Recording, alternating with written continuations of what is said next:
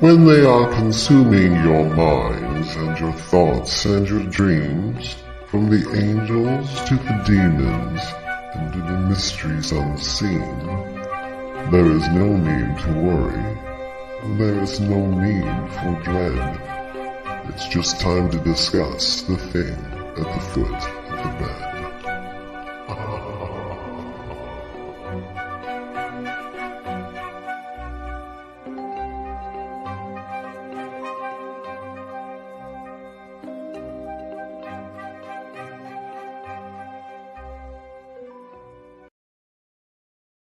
Good evening, and if you're just tuning in, you are listening live to the Angel Rock on 107.7 and 105.3 out in New Orleans, Louisiana, on the UPRN, or United Public Radio Network, otherwise known as UFO Paranormal Radio Network. If you caught the beginning, guys, you weren't in the wrong show. This is a live show, and the ghosty stuff continues like it did last week. No audio on my computer, so we almost put my friend Sean's Into the Night thing on there for a second if you saw it, but we figured it out. I'm one of your hosts. I have my wonderful co-host next to me. I will let him introduce himself in just a minute. I do want to remind you, if you're over on Facebook or YouTube, place to watch us so we can see your comments and make you guys part of the show.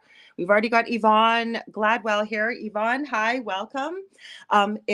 If you're going to come up just as Facebook user, unless you go to StreamYard.com/Facebook and just give them permission to use your name and your picture. Yvonne's already done that. That's how I knew who that was.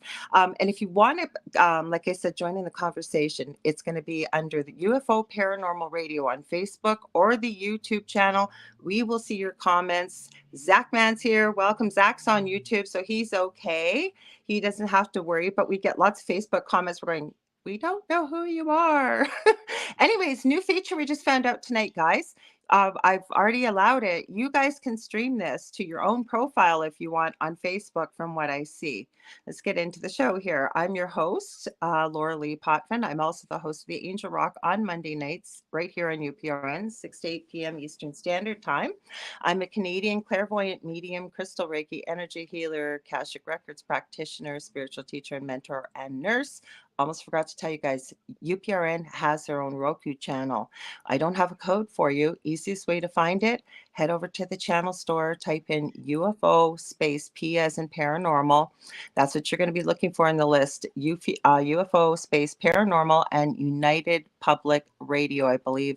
Click on that. Our show isn't on there yet. We're working on it, but there's many great shows there. There's something for everybody on this network. So please be sure to share, like, subscribe, and share with your friends. Let them know about us. And here's my amazing co-host, David Hanzel, who does this amazing show with me.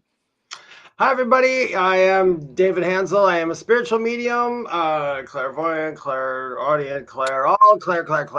I do all kinds of stuff, energy healing, angel communication, channeling, etc., etc.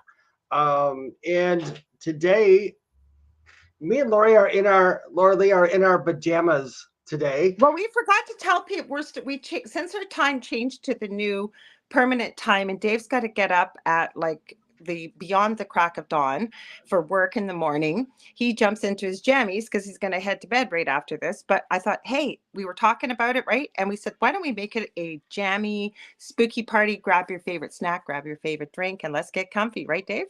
That's right. Grab a popcorn, a beer, do whatever you need to do. Yeah. Just relax on the couch. Let us know what you're having and where you're from, too. Let us know.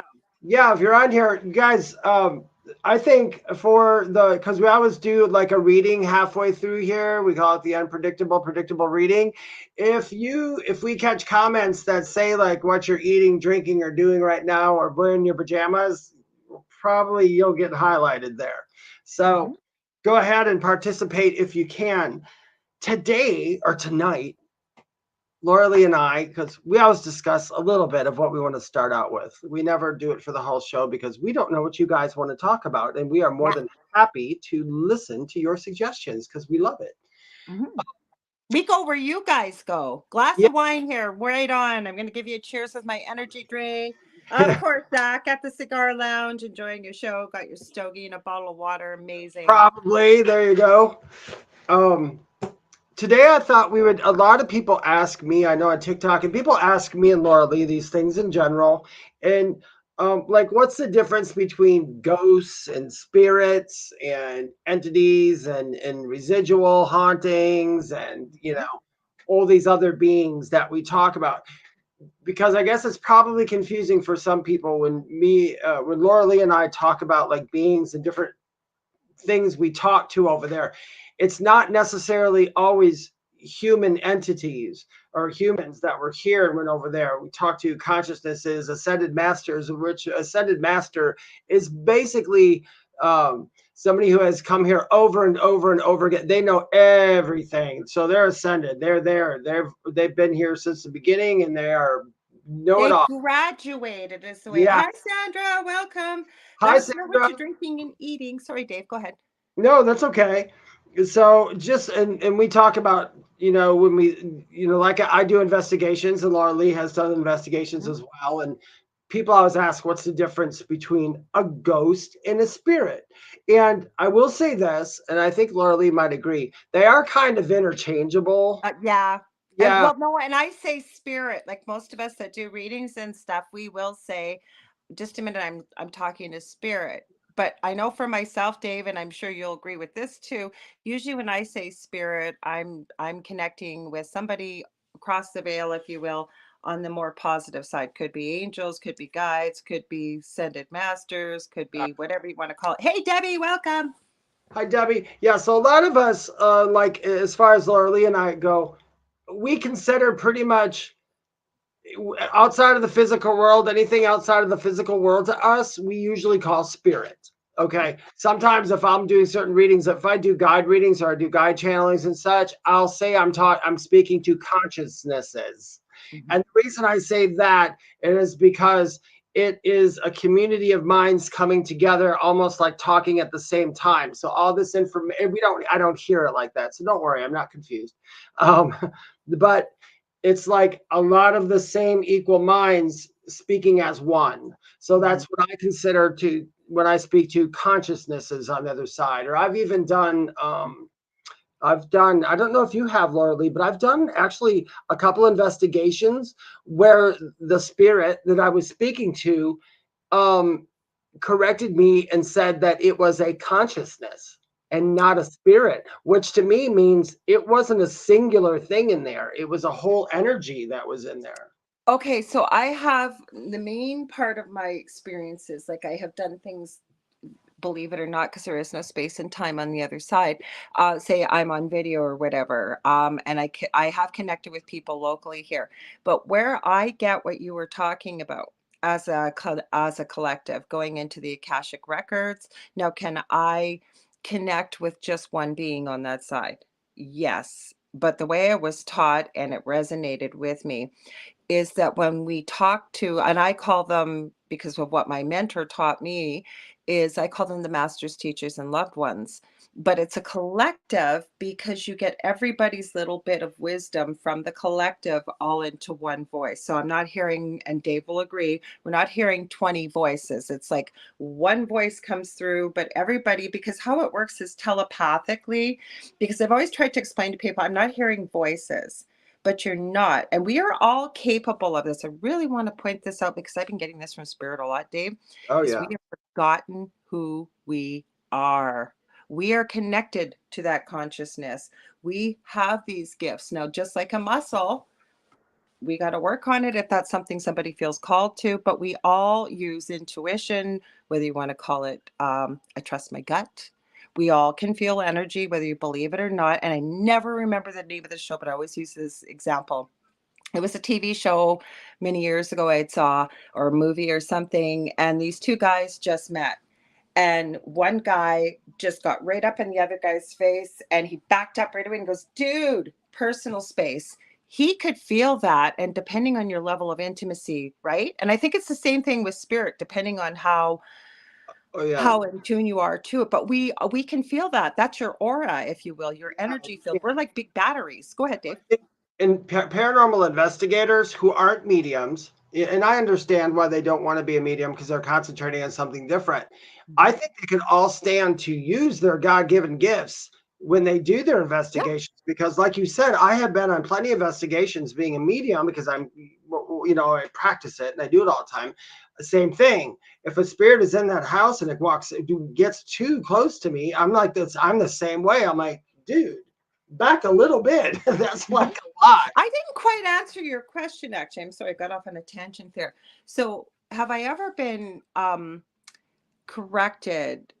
In a way, yeah, because it feels different. Like, that you're connecting with a collective. Sometimes you don't. Like, it's just like you meet people. You don't always know who they are, what they're about, whatever. And like you said, going into a place, especially with a lot of energy, a lot of spirits rather than collectively spirit. So yes, and I think that, in a way, well, no one been thinking even negative. They can let you know that they are a collective, if you will. They, they will. Have come across, it's been very seldom in my lifetime, Mm-hmm. a negative collective. Mm-hmm. And I think Legion. it was. I Legion. can't discount that it can happen. If there can be one that's negative, I guess there could be a collective that's negative. As above, so below. And of course, I'm taking Exactly. it literally. So There is no hell.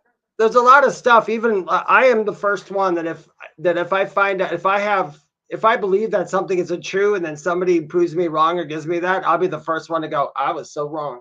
Yeah. Oh God, I have no problem saying I'm I mean, wrong. I did that for my near-death experience. A lot of stuff that I thought was going to happen when people left was nothing like it. And I was like, oh, okay.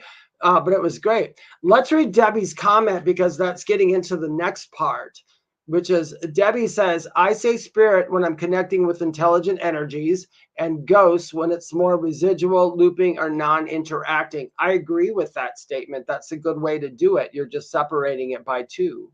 Mm-hmm. What do you think?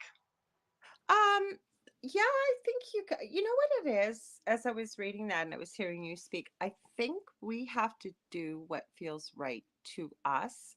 Mm-hmm. So what I will do when I'm connecting with, and I like Debbie's, the way she's explained that, I really do, for somebody that's trying to figure it out.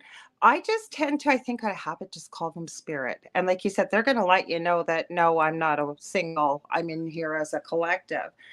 I like that you've made the distinction, Debbie, because I think that's important for people that are starting to sort of feel this out, learn their gifts, learn whatever. And I think I have to agree. I'm thinking as I'm talking, and I think, yeah, I think I have to agree with that. But I just say it out of habit, and I will actually say to people, no, and then try to explain to them, I don't hear voices. It's all within the mind's eye. And then I realize the word I'm going to start using, telepathy. Yeah, that's Debbie's personal way of distinguishing the two, which I think is good because a lot of people don't even do that. Mm-hmm. To elaborate on that, and I'm telling you what my definition is, and then Lorilei can tell you hers, and if she has a different definition, she will gladly give it to you as well. So for me, this as far as if I'm here on Earth and I'm like doing an investigation, let's say, to me, a ghost isn't a ghost is, if I see it the right way, a ghost is a soul who has decided for whatever reason to not cross all the way over. So they're kind of still tethered to this world. And it's unfortunate because I've come across this one. If you were a very terrible drug addict, let's say you had a really bad problem, which is no judgment, but if somebody had that really bad problem and they left this earth suddenly for whatever reason, they may not go all the way over, either out of fear or because they have the addiction and the attachment to that. And some people have I can't remember what it's called. They have physical attachments to the earth. There's a lot of people that wanted to be here so bad and so did not want to die and so did not want to go back for whatever reason, that they have this attachment, so they never go over, and they basically try to live our lives through us or by being in the same places. But the ones who are attached to the drugs and all that stuff, they will tend to latch on to other people during investigations who are also on drugs and alcohol and everything. And it's not that they're possessing them, but they're getting as close as they can because they're trying to experience that high that they can no longer experience. So that's me, as that's a type of ghost. What are your, go ahead, Yeah, Lorilei. okay, so I rarely use the term ghost, like when I'm working within the paranormal or Mhm. teaching. Have I used it? Yes. But I usually will say spirit, positive, negative, whatever. And Debbie's given a good another further explanation. Now, I am going to share something on here that I've gone through recently personally. See what you guys think. So, when we left our previous home with the paranormal and we had strange, crazy stuff, other people experience it, whatever it may be, it all started with a dream many years ago. David and I have talked about this many times off air, and I loved what you said last week, Dave, because I talked about it briefly, and you said you think you had that experience, so you'd be doing what you're doing now. Absolutely, beyond a shadow of a doubt. But we never had anything dealt with in that previous home. We, not for lack of trying. Okay, Yeah. I had somebody that said they worked with demonic entities. I'm still on the fence about this. I'm still not even wholly convinced that that even was. It was pretty powerful, whatever it is, right? And it's just energy. If you know how to move energy, you can move energy. Exactly. Long story short, when we moved in here, we had a few things going on. But long story short, um, what I have found, and I'm not talking about my house right now, but I find that people that do use drugs and alcohol, and that is with no judgment. We all enjoy, somebody's having a glass of wine and good for you. Oh, she's pouring out her wine, Yvonne. Don't pour your wine out. This You can is do whatever you want. We yeah. don't judge anything No, now. no, no. Where I'm going with this is somebody that uses it regularly that we would say possibly would have a problem, whether it's an alcoholic, whether it's, a drug user, somebody that it has very low vibration, very Mhm. negative, angry, revengeful, whatever. The reason why I mention this, and again, I really want to make this clear, it's with no judgment. But as I just mentioned, our aura or energy field, we are so powerful. Like people don't realize how incredibly powerful we really are. But when we take things like that into our body or we're in that energy state, it kind of lessens the field, I believe. So that's how we might get somebody, like you said, in on the spirit world, they will find that person and almost live vicariously through the person that's imbibing, if you will, or taking drugs, or somebody that's very depressed and angry. And no, it doesn't happen all the time, but I think it can make you more prone. And I have a theory on this, Dave. See if you agree with me on this. Okay. So people I have run into, because the reason why I mentioned about the ghosts not going away, we've had a little activity here. I believe it was cleared and some grounding, some spirits were found that passed very quickly. My theory about this is people say that are using drugs, alcohol, in particular that have a problem. First of all, I say nobody ever wakes up one morning and says, geez, I think I'm going to be an alcoholic or Yeah. drug addict. Nobody does. Whether you take it and you find it makes you feel good, whatever it may be, but you have a lot of pain underneath. And that's that person's pain. To somebody else on the outside may think it's no big deal, but like you're making excuses. Everybody's own pain is what they experience, okay? But my point is, I've seen this more and more, that people that have experiences with the paranormal, maybe attachments and stuff, I'm actually wondering if they have gifts that they could be using, like really powerful intuitive gifts, whatever that may be. And there is negative energy, the negative spirits, there is.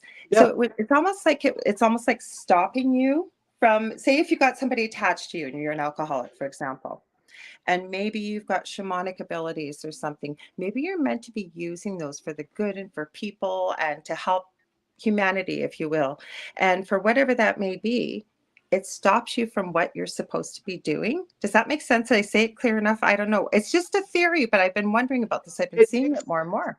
it makes absolute sense. Mhm. When and you said made a good point earlier, which I'm going to put you guys, but we're not the anti-drug, anti-drinking channel. No, God, no, We, no. So I am, don't pour your wine out, yeah, Yvonne. Don't. We're I am talking about people drink years and of be this. merry. I love partying. I love a good So do party. I. But So do I. what we're talking about is doing like our work. our work, unfortunately, in our work, we can't involve outside things. I mean, there's very few times when you can, but there are even for people who go to, like you said earlier, they have like these visitations and they have all these things happen to them all the time, or they're possessed or attachments, or there's always ghosts in their house. I do also find a lot of those people have, not all, but a lot of those people have some kind of underlying thing happening.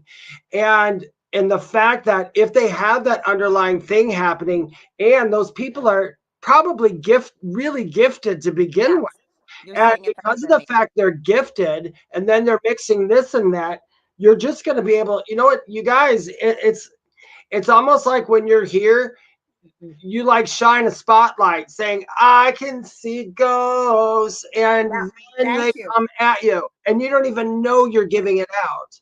No, no. Yeah. And So you said it beautifully. That's what I was trying to say. Now, I don't think it happens with everyone, but it's almost like, because I believe we're here, we go on forever.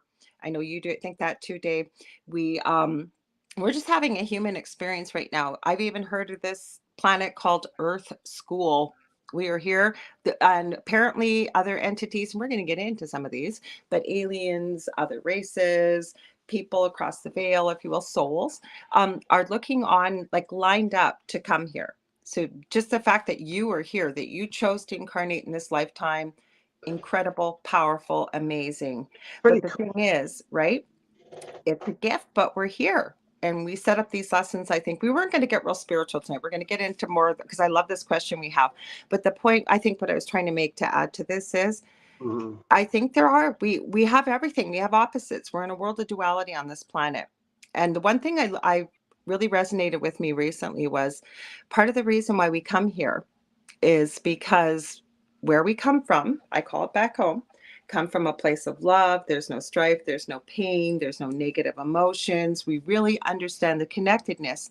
So, and this came through a collective that somebody was channeling. It made so much sense to me.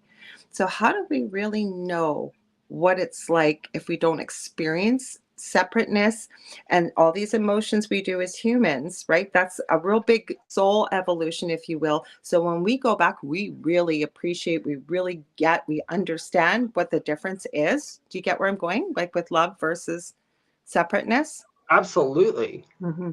Sandra. Oh, I do you want me to answer this? And then you can answer? Absolutely. And I'm happy to jump in after, but Okay. How would you distinguish between spirit and soul is what Miss Sandra had I love asked. it. By my definition, between me and my guides, how it's explained to me, and it varies for people. If we're using it, okay, one, realize those are human words to describe something that's on the other side, okay? But human beings need labels. It's just we do. That's how it is. Um, the soul the soul knows the inner workings of you as a human, as the people around you. It knows you inside and out. It is you. It's right Me behind too. you. The spirit is what's outside of that sees everything on the other side. The spirit knows the other side. Yeah. The spirit knows all that. So in a sense, when people, and it's weird, and I have a hard time thinking it that way. I have a soul, and my soul isn't all over here. Just a part of my soul is here.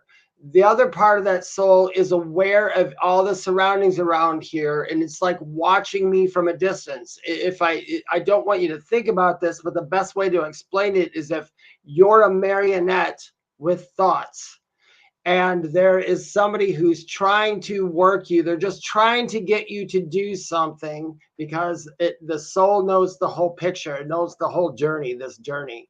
And then it tries to prompt you. And that's also what I refer to as my higher self. My higher self is my soul. That's how I do it. I know there's a lot of spiritual people out there that think that's another separate entity, and it's not. There's really I'm going to add to it, Dave. Okay. okay. So But yeah, go ahead with that. But then spirit, if you look at it this way in human terms, the soul knows within everything going out here. The spirit is all that there is out there.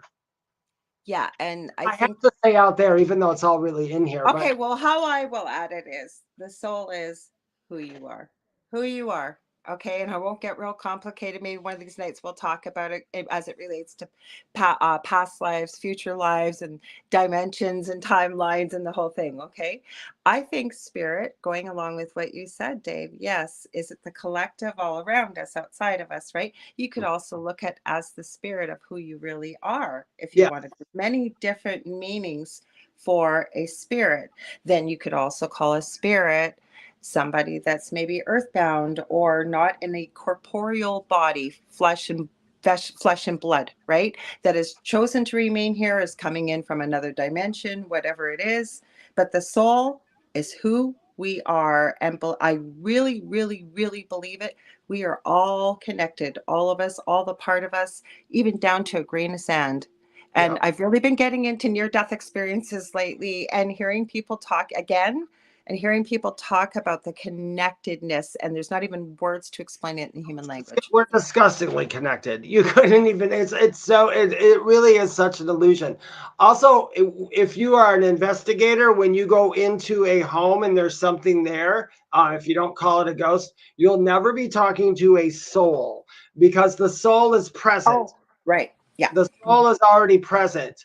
The spirit is out there. So this, when the soul leaves, the soul leaves this entire place. You and your soul go back over there. The spirit then is what would come visit, because it's not going to come visit in a physical form. I like that. Yes. Yeah. I'm glad you Makes made that sense? distinction. Yes, Okay. absolutely. So I'm going to read Debbie's. Well, I'll read Zach's first. So Yvonne, I hope you grab yourself another glass of wine. For those of you just joining in, we said we're turning this into a jammy party. So that's why we're in jammies and hoodies, because Dave's got to get up super early in the morning. If you just joined in, if you want to join in the conversation, please head over to UFO Paranormal Radio, either on Facebook or YouTube. If you are on Facebook, though, so we can see who you are, you have to go to streamyard.com/Facebook. Just give them, yes, you can use my picture and name.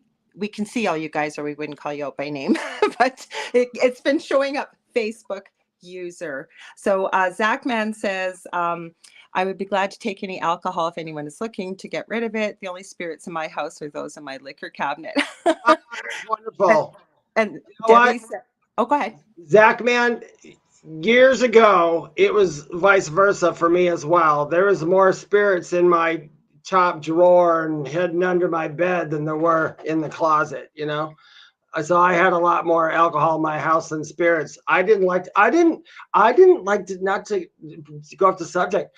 I never felt comfortable conversing with spirits back when I was a drinker, when I could drink. I mean, nothing against it. I can't even if I wanted to.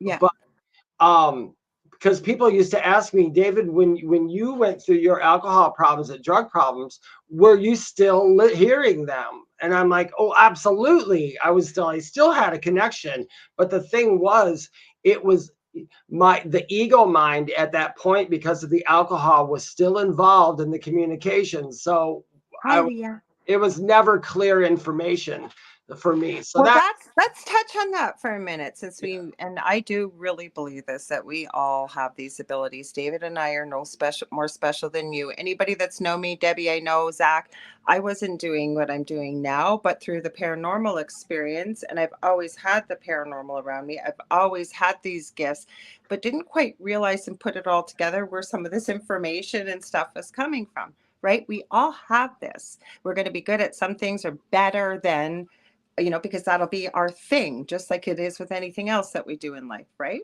So I want to say hi to Leah, but I'm going to read Debbie's message. She said, I've seen spirits hanging out at bars. So they can get that feeling off of being drunk, off of the living there. Probably the same with drug users too. Yeah. So sorry, I wanted to add this with Yvonne too. It says, LOL, I was kidding about pouring her wine out, but I have experienced activity in connection to a home we moved into. Ooh, do tell if you're comfortable, Yvonne. Oh, I just got here. Hello, are you having trouble with a mean drunk? No, no, no, no, no. William, what we're talking about, well, you tell him, Dave, you worded it better than I did. Oh, About I was talking about when back when I was a drinker and a user and all that for years and years, because I've been talking to these guys since I was a little kid. But I did. People had asked me, did you still have the connection? And yes, I did have the connection. But what happened, what I seen, and I don't know if this happens to everybody, but I'm telling my experience is I knew that my ego mind was still in. Now, the ego mind is not a bad thing. I will say that over and over. It's necessary for this lifetime. But the ego mind is always trying to make sense of something. So the communication was never, ever clear. So even when I got the information, being in the state that I was not able to process it in the correct way that it was given to me. And if anybody else besides Lorilei knows, sometimes when you talk to spirit, sometimes the answer is really quite difficult. You're like, really? Could you speak English? So that happens every once in a while. Well, that's just, I'm going to read this comment down below in a minute. It's, hi, Sebastian. That's where I was going with this. But I will tell you, when I'm doing healing work, for example, I will not, I don't drink very often anyways. It just don't like how it makes me feel, I'd say in the morning or whatever. No judgment here. So people that are just joining us. But I won't even do it if I'm sick, because I understand that energy can be transferred from one place to the other. And I don't want to, even if it's just low vibrational, same as with pain. Like, I am definitely an empath. Like, I've gotten very good at when I go out, and I am a chronic pain sufferer, but I feel something, I know right away, ask, is this mine? Usually hear no, and I return it. I say return to sender, usually add love with it. But I know I can send that. I know I can pick it up. I know I can feel it. So if I can feel it and pick it up, there's a good chance I can send it to someone else. Plus, yes, we're not thinking clearly, right? When Yeah. we didn't mean to make this all about drugs and alcohol, because we wanted, we're going to get back to our topic. We were going to talk about, because I But think it's that's good important. because it's ghosts and alcohol. Yeah, ghosts and alcohol. No, but we were gonna, because we do get these questions. As we said, those of you just joining us, we had a great question. What's the difference between a soul and spirit? Or we're going to talk about earthbound spirits, residual energy, shadow people, all different kinds of things here. So let's see what Sebastian said. Demons don't go to people drinking and smoking at home in houses, apartments. They only like bars. Well, I'm going to share something with you, Sebastian. It says, and I got this from Spirit. It's what we perceive becomes what we believe, and it becomes our reality. So for you, if that's what you believe, I'm not one to tell you that it's not true. That's not been my experience. I don't think it's been Dave's, but if that's your experience, you're entitled to your belief, unless you want to add something to that, Dave. Oh, I don't think we're limited. no. I don't think we're limited by, no. I don't know. There's everything's in spirituality, like I had said last week and other weeks before, we have to go with the flow. So we're not always uh yeah, not always what you said. We're not limited at all. Leah, I have to address that comment. They call it spirits for a reason. They call spirits because when they're fermenting the fruit and everything, or in the barrels, like for whiskey and all that, there were fumes that came up from the barrel, and because they were invisible and all that stuff, they referred to them as spirits. So whiskey and the fumes can be up, the fumes of spirits. So, and I guess they probably got that from ghosty people, because we think that if we're a person now and we have the invisible thing floating up, that's a spirit. So that's where spirits came from. Okay, so William said, I grew up in kind of a Irish environment, kind of just a normal part of life, drinking. Yeah, and we made that clear. You just joined in. We're not judging anybody that drinks. You want to drink, fine. You want to, whatever you're going to do, you do what you need to do. But where we were addressing it was what, and I started it off too, once we started talking about it, nobody wakes up one morning and says, I think I'm going to be an alcoholic or drug addict. So that's where we were going with this. Somebody that really has a problem. So you drink every day and that's part of your regular life and you haven't got any issues or problems, you do you. There's no judgment here in any way, shape, or form. So Yvonne's sharing her activity. Do you want to read it, Dave? Oh, sure. So Yvonne is asking, she said, basically 6 years of poltergeist activity. It could be a book. Probably. I'm writing one. Including a raven coming out of the cellar. No way to get in. Hearing Indian travel chants in the wind at nights. Heard them. Shadow people. Seen them. Mm-hmm. Being unplugged. That one hasn't happened yet. I did have a My phone cord sliced like somebody took an X-Acto knife, and the we, caller ID and answer machine. okay, we moved, one followed for 6 years. You know what? I am, and Lorilei knows this, I can attest to that because growing up, our first house that I grew up in with my older brother was very haunted. I mean, we had activity. Now, I didn't call it poltergeist activity. Some people might refer to it as, I don't. But when I was upstairs in my bedroom, there's an attic door that was in a closet. So you go into the closet to get to the attic. That attic door would open and close and open and close. And the funny thing was, there's a lock on it. So it opened and closed. They would say my name all nights of the hour out loud, not in my head, out loud. We had sparks coming out of wall sockets onto a bed. We had this was back in the 70s when I was a little boy, and we had those ugly electric fireplaces, and that thing would turn on and turn off all the time, and it would always do it. Whatever was in that house, because it would happen a lot when my cousin Pam was there.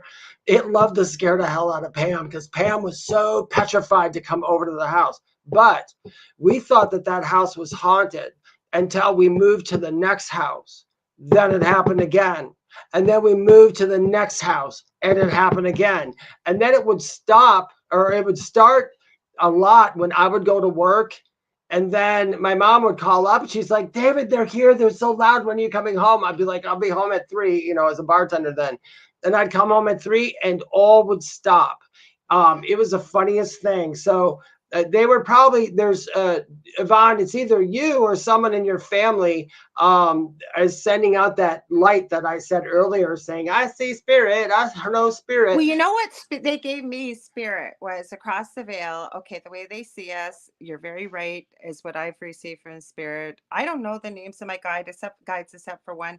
I'm not attached to it. I know who it is, when, how, and I'm connecting. And I've been shown, and again, this is just my experience. We always make it clear we're not experts. We're sharing with you what we receive from spirit and our own experiences.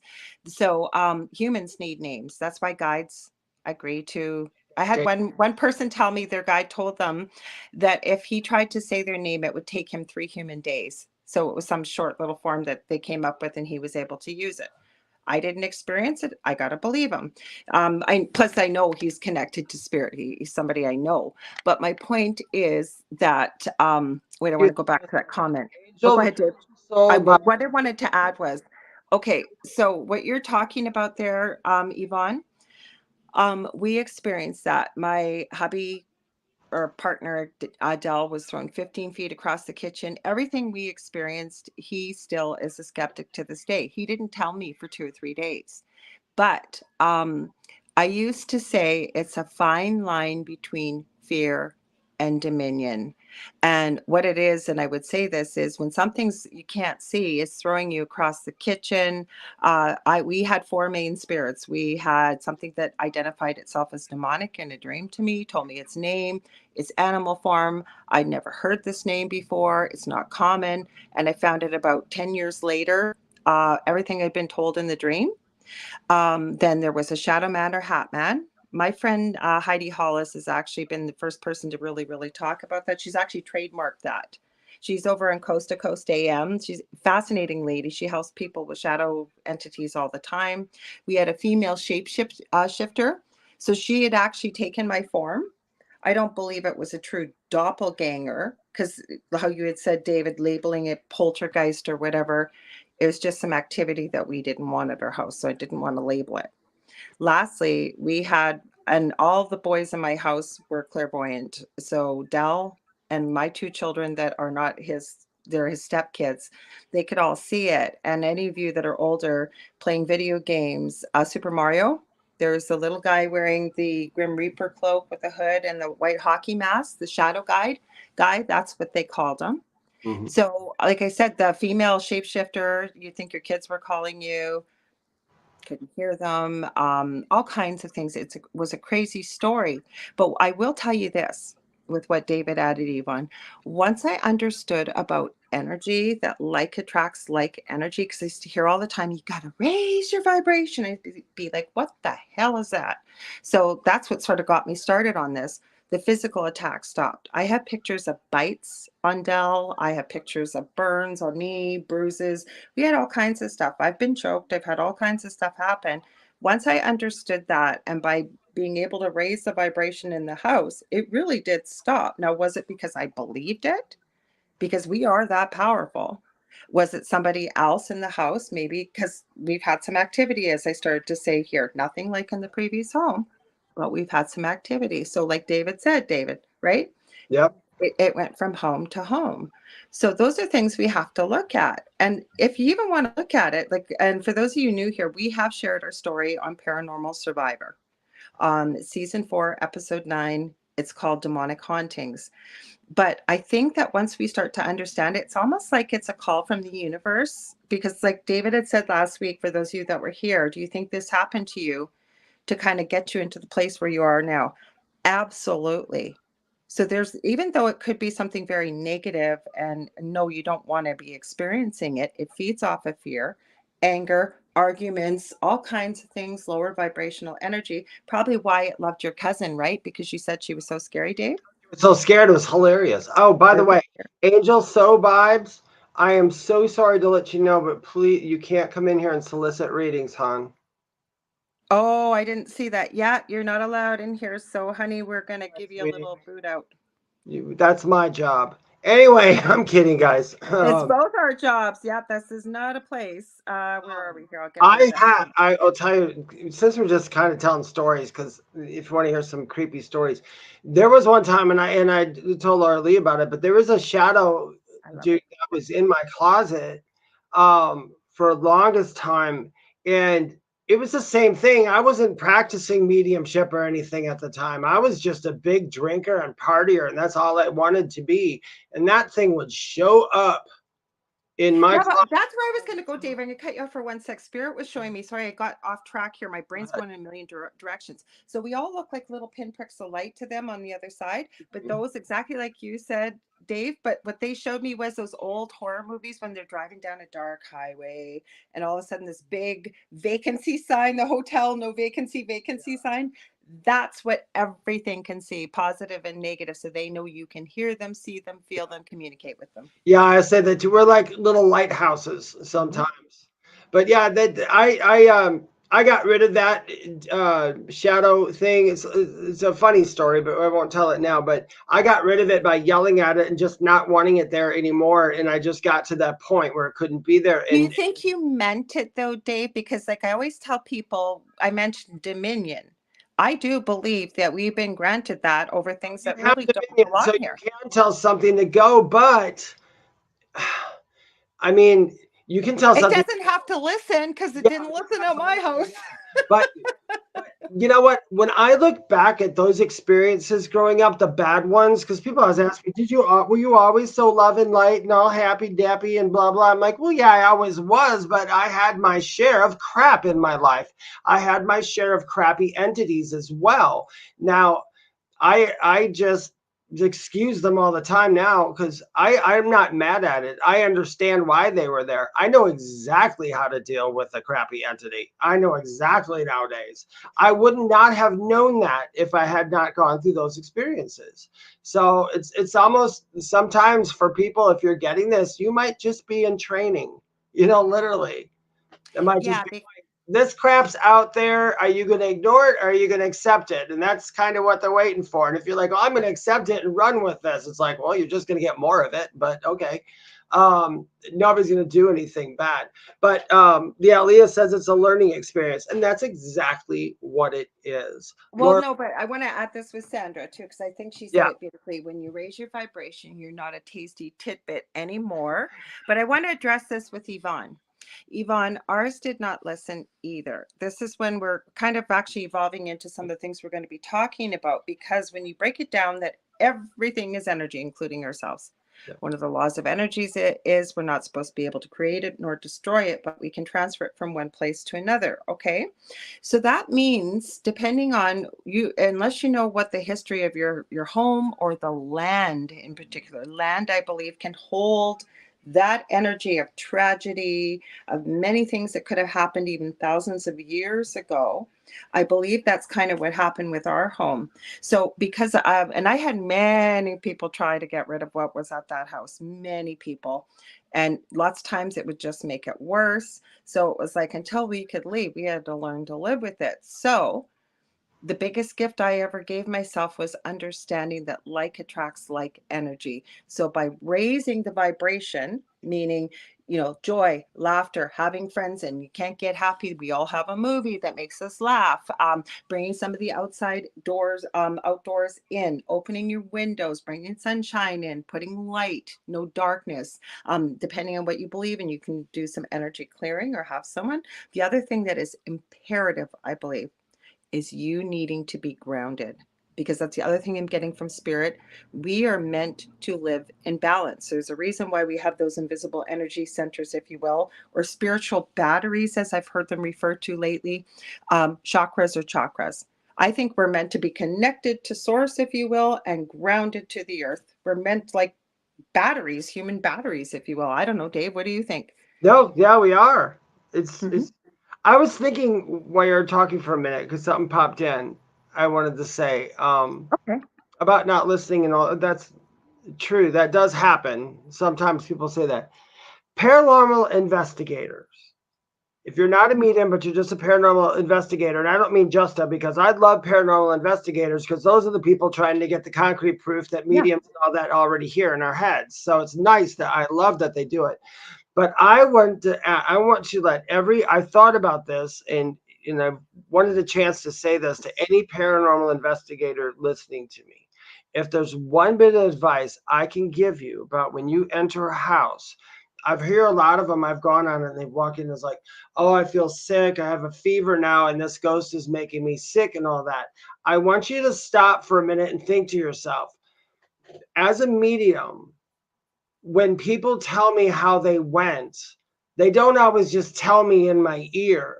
I can't tell you how many heart attacks, strokes, gunshots, and everything I have literally felt for a moment, or sickness, dizziness, Alzheimer, and everything.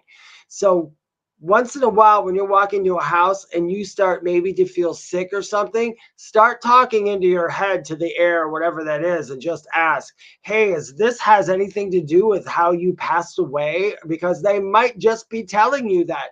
Because what Lorilei has tried to stress earlier is we all have these gifts. It's just people don't know when and how to use them.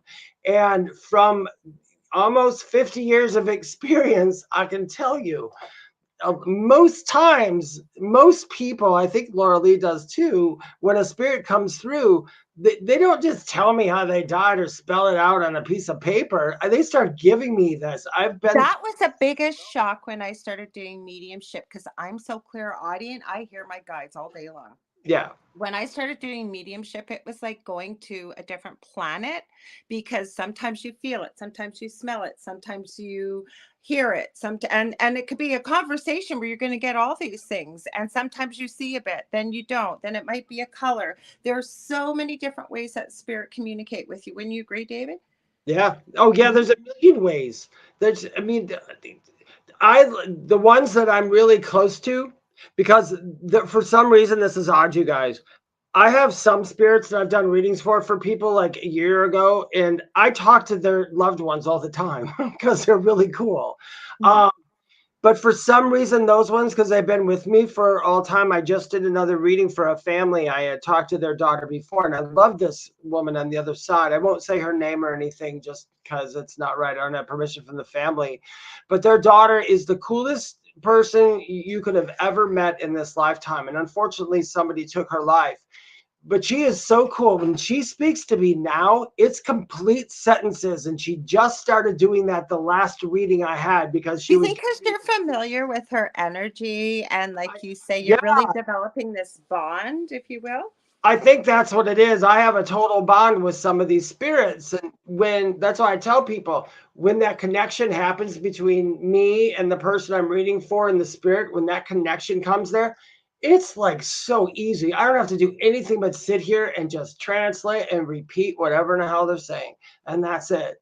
But once again, to anybody investigating houses, or if anything is happening in your I house, like that, Dave, because I've never heard that piece of advice, and that really resonates because I've even used the story very quickly about what would you do if you've chosen to remain here on this plane, or maybe you've passed so quickly you don't even realize you're gone. You're in your house and nobody can hear you, and all of a sudden these strangers move in, because we especially hear it when renovation starts. What would you do to make your presence known? And then people are saying, "Oh my God, we've got this terrible haunting." And what yeah, would I you would do if start it was giving you? them my energy if I really need it. I guess I'm not in that situation, but I'm going to assume that I would give energy to them, like maybe No, get but you don't know you're dead, for example. Okay. So say you passed away, you would know you're a medium, whatever. But say you didn't. You're just Joe Blow walking down the street, you get hit by a bus, you didn't even know you passed away. And you're going, what the heck's going on? Okay, fine. Yeah. Oh, there was an accident there. I've seen lots of people don't even realize it's their body sitting oh, there. that's me. Yeah. Yeah. So, okay, so you're traipsing along, going to your house, going here. Why can't people hear me? Like, why can't I'm talking to you? Can't you see me? Can't you hear me? Then all of a sudden, right? Time passes and life goes on. You're still in your house, but your house has been sold, right? Because you have passed away. Yeah. Physically, you've passed away. You don't know you have. And these strangers move in. And you're like, dude, get out of my house. But they can't hear you. So what are you going to do to start getting that message across, right? You're going to start doing things more and more and more. And then they start ripping your house apart. They're getting rid of your stuff. They're doing, what would you do, or you collectively, if you don't realize, especially you've passed and you've got strangers in your house ripping your house apart? I know I'd be doing a heck of a lot to get them Oh, out if I yeah. I would, realized. yeah, if you didn't know, or else they just, some of them might be real lonely too. I've heard that True. a lot. I've talked to spirits who just said they were lonely, and I would be like, why don't you go on the other side? And then it's usually something I can't really help them with. But I was just tell them, oh, don't you know, everything's fine, and they're always really cool about it. But some that are lonely too, they might start making a lot of racket because Yeah. they want some company. I personally, I haven't had any ghosts. They did scare me when I was a child, but they didn't. I don't think it was intentional. I think they were trying to get my attention, is all it was. Mhm. Most people would go, "Oh, the house was possessed," or this and that. I'm always the first person. I'm not going to say that there's not evil spirits, because there really are. They exist in our realm. They don't exist when you go all the way over to the other side. They're in the Oh astral God, no, no. realm. Mhm. Yeah, but when Never seen it, Debbie, but I've heard about it. what did she ask? She said this reminds her of the movie The Others with I've Nicole never Kidman. saw it either, but yeah. I've heard about it, and I believe that, yes, kind Yeah, of what we're but talking about. But Dave, I was thinking about you actually the other day. I forgot. Dave and I don't talk all week. We're so busy. We send each other memes and hi and stay in touch. But okay, I found this kid on TikTok. I'm calling him a kid because he's about the age of my kids. And I didn't agree with everything he said, but he's really spiritual. He claims he can astral travel and do all this stuff, right? But the cool part he was talking about, and I know we've had this conversation, kind of works in with our conversation tonight. yeah. He was talking about, and I know we've talked about this off air, with aliens, right? We hear the Anunnaki and all these other races or horrific reptilians and what have you. But we've talked about, we've got good and not so good humans.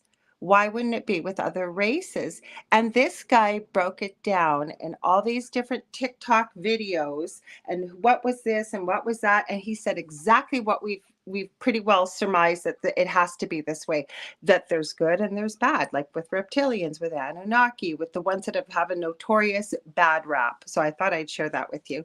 No, that's absolutely true. Like I I was said, thinking about you when I saw it. I'll see if I can find his name on there because I looked it up. I've only ever I have been made aware of existences where there really truly is no evil. They are just, they have no use for the evil anymore. But for the most part, most physical incarnations have this polarization. Mhm. Uh, Leah says, Can the other spirits snatch your soul during astral travel just out of curiosity? No. That's just, there's absolutely, it's no. It's absolutely no. That can't be done. What you believe, okay, what you perceive becomes what you believe, and it becomes your reality. Now, remember, if we look at how powerful we really are, we are a piece of source and a piece of each other. We are creators, we are manifestors. So if you really wanted to create that experience, We, and does it mean it's real? No, but you want to see what that feels like, could you? Possibly.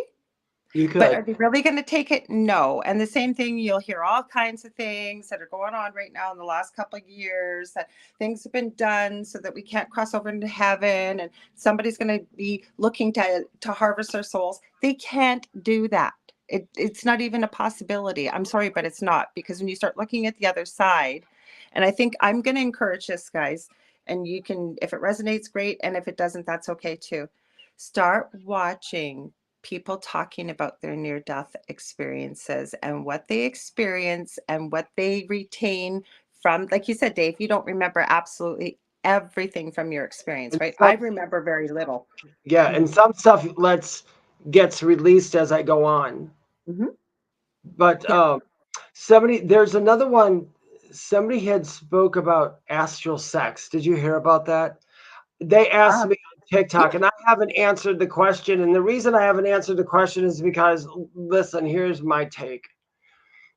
In the astral world, if you know anything about it, it's an astral world. You don't have a physical body, and people are claiming that, oh, and they want to get even kinkier. So now instead of doing other kinky stuff in the real world, they're trying to do it in the astral world. Okay, in your dreams, you can have a sexual encounter, and it when you wake up, it may feel like it actually happened, but it's mhm. not.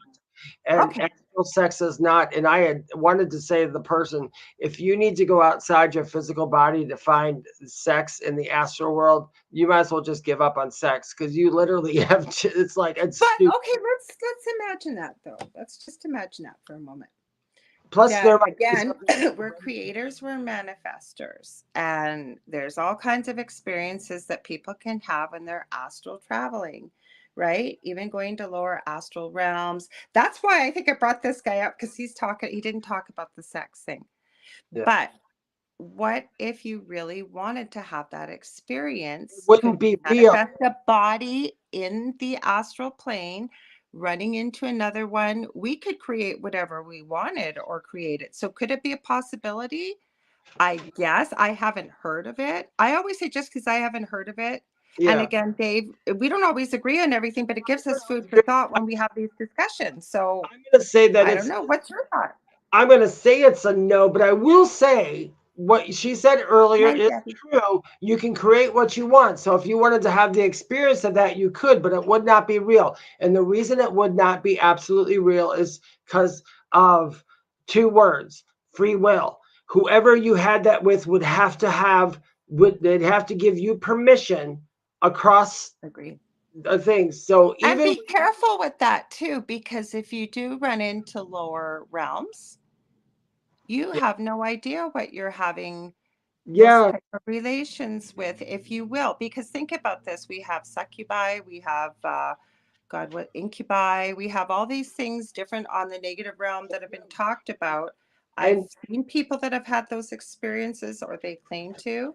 And the weird thing is, I always tell people, as much as I don't want to say this, there's a lot of truth to it, I believe, and that is, whatever a group of people have created or done, it in some way, shape, or form, it exists somewhere. Uh, Absolutely. yeah, because our thoughts never go away, and when we have a collective thought on something like succubus, we have a collective thought on succubus. Oh, I'll it's been created. I get wouldn't have agreed with you a couple of years about this, Dave, but absolutely. Somebody has thought of it like, and I always go back to Slender Man or Thin Man. That was a creepy yeah, pasta story. Now we've got pictures, we've got people taking video, we've got people having experiences, because somebody thought it up and a collective bought into it, collective energy, and I think it created it. Yeah, and that's basically all we're doing, guys, now is we collectively decided to see a certain thing at this point in juncture in our area of time on this earth. it's been allowed. Half are seeing one truth, the other half is seeing another. There's a big cosmic plan around it, which we'll get into on another show. But Lorilei, and I'm going to pound it home what Lorilei said. You guys are very amazing, powerful, super Yes. cool beings, and you have and even how cool you are. We actually come down here and we have decided that ghosts exist and haunted houses and demons and all that, and just because collectively a lot of people believe in it, it does exist.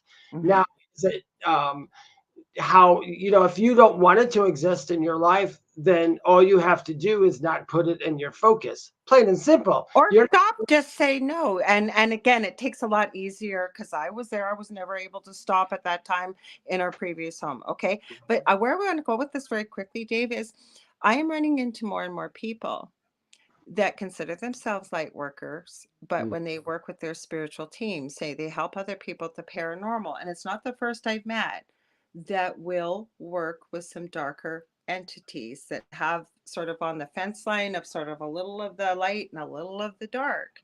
Again, we live in a world of duality. I'm not an expert on this, but it's certainly something I'd be willing to talk to someone more about. I have had somebody on my show years ago that very much worked with demonic entities. He claimed he worked with the entity that was supposedly at my previous home. And the only reason I talked to him, he reached out. He saw our episode on Netflix, Paranormal Survivor. And the only reason I talked to him, there's been two people. One, and she's like an adopted daughter to me. I hardly ever get a chance to talk to her. She lives in Sicily. But this guy, he wrote to me and he was very intelligent. And I could tell that he really cared because the episode, I'm not going to ruin it for anybody, but it ends that we didn't end up getting any help, basically. But my whole point is he gave me three names. Was it one of these three?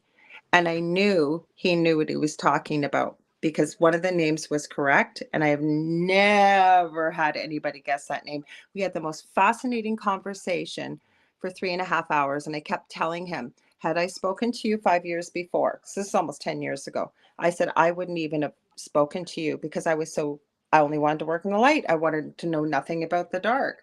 It was such a fascinating conversation. Before I knew you were going to say something, Dave, I found the guy on TikTok. He's at King Cassius. I don't know if you guys can see that or not on TikTok. And he gets into a lot of stuff. I'll send it to you, Dave, on TikTok if you want. And I'll try and remember to post it in the comments.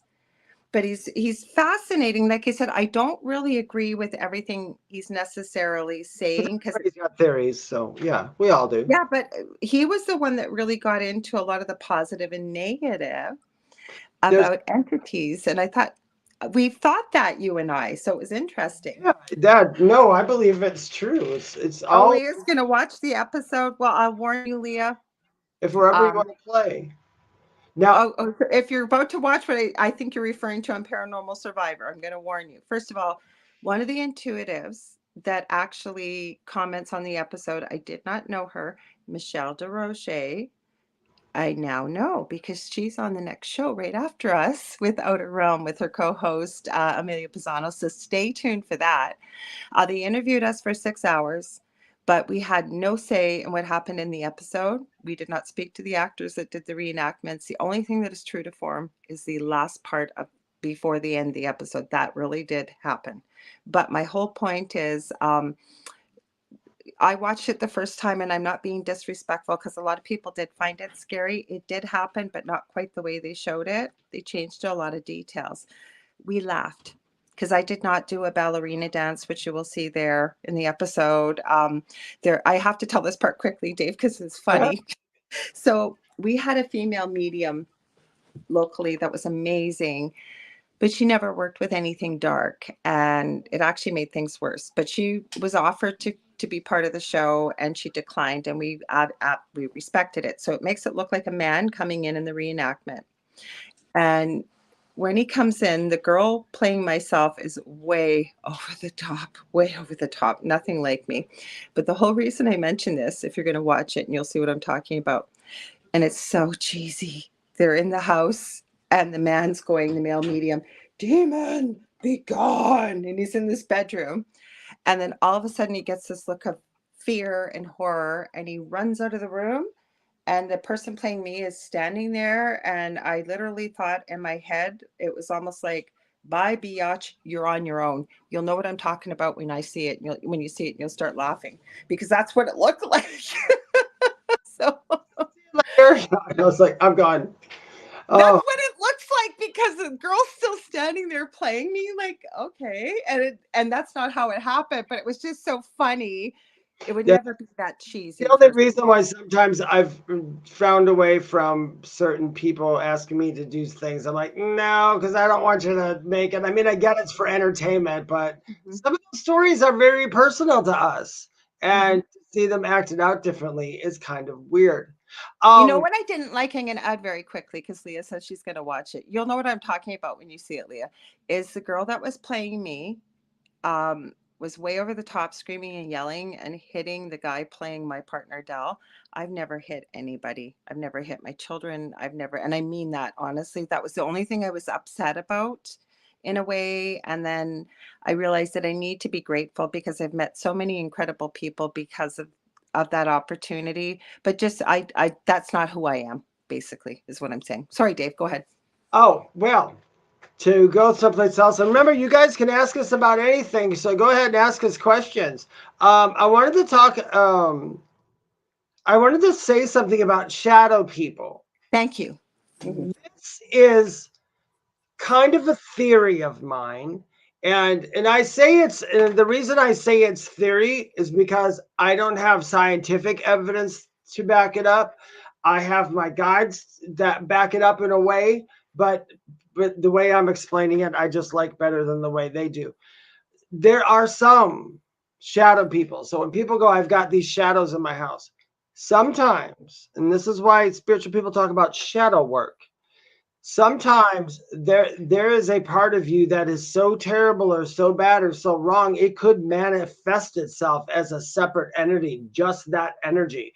That shadow person, sometimes what we run away from, we could literally be running away from ourselves, because there might be, I know at the time, like the one in my closet who was always there bothering me, that had a lot to do with how I was living my life at that point. Because when I stopped living my life that way, then it disappeared. That's not to say all shadow people are like that. Sometimes shadow people are just the way people are perceiving a spirit, because you got to Thank remember, you. I was waiting to say this. All shadows are not negative. I'm sorry, they're not. yeah, They're not. they're not negative at all.